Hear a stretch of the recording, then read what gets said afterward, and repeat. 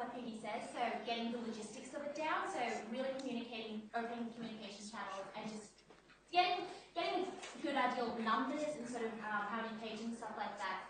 Again, I won't commit myself to saying anything now without having seen the budget or the proposed sort of resources we have next year, but opening communication channels, I reckon just doing a bit of fiddling and seeing what we need, sort of figuring out what we need in terms of numbers and logistics would really help in terms of budgeting and funding.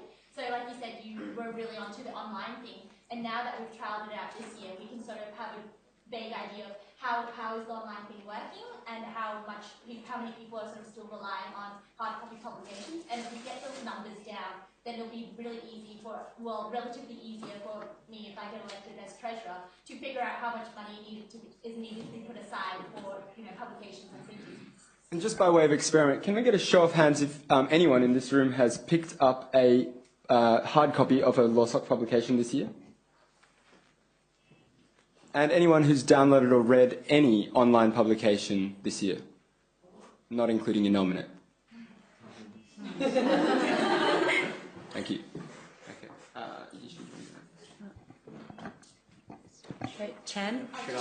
Oh, I'm sorry. Sorry, Chen. I'm very sorry. I wouldn't know too much about publications and its budget, and it's too early to make a call on what the budget should be.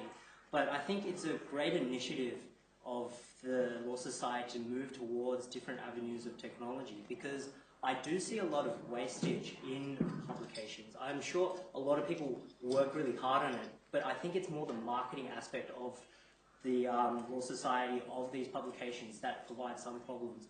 Like, when I go to the law office, sometimes I see boxes and boxes of publications that aren't being distributed, and it's a definite problem. And I think this year's executive has realised that, and they've tried to make a change. Even though it's affected the publications portfolio heavily this year, I think they need to adapt a little bit, and we'll see how it's changed this year and adapt next year. If it doesn't work so well, we'll move back to the paper. Okay. Thank you, Chen. My apologies. A question to all those running for careers, a hotly contested position. This year, one of the biggest problems careers faced was not being able to live up to all the promises it made.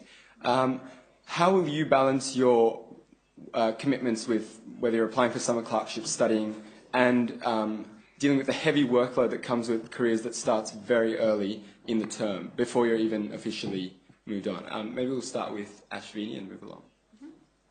Next year, I won't have any other commitments besides my university studies.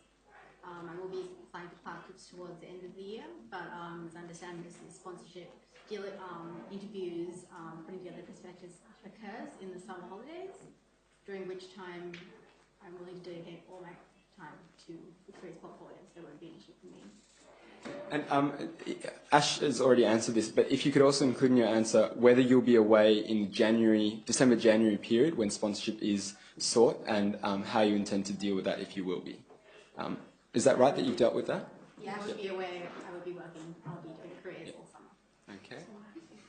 Yeah, Matthew. Same as Ash, I have very few commitments next year, so I will be free to deal with sponsorship and all that type of thing.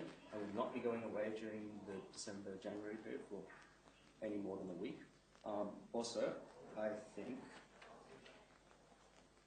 that in terms of this commitment, I can put my 100% behind it because I understand the portfolio. I understand that also that sponsorship has been down last year and that we need to return this to a pre-GFC level in order to fund everything in the Law Society. This is possibly also a cause for the decrease in publications.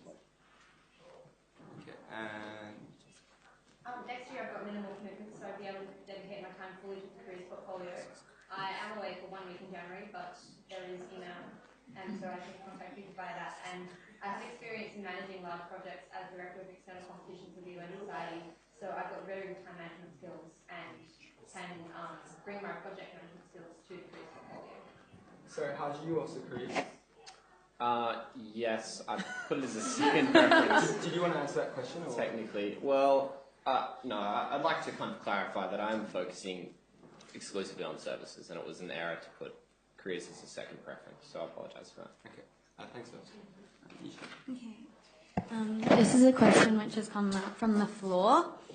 So the question is, The clique factor is being promoted as a reason